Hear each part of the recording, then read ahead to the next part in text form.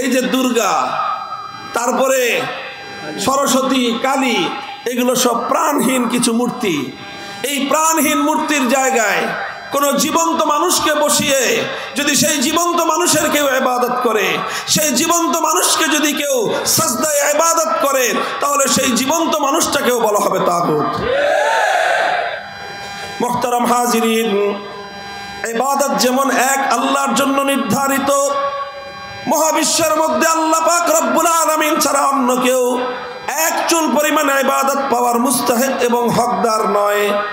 ঠিক তেমনি ভাবে আল্লাহ পাক রব্বুল আলামিন যেমন একমাত্র ইবাদতের উপযুক্ত, এটাকে বলা হয় তাওহীদ ফিল ইবাদাহ।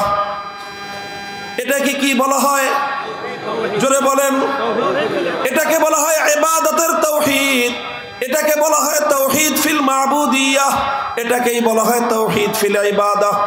ইবাদতের মধ্যে এক আল্লাহ পাক রব্বুল আলামিনের একত্ববাদকে বিশ্বাস না করলে একজন মানুষ যতই মুখে মুখে বলুক লা ইলাহা ইল্লাল্লাহ, এটা তার মুখের কথা হতে পারে, এটা তার অন্তরের বিশ্বাস হতে পারে না।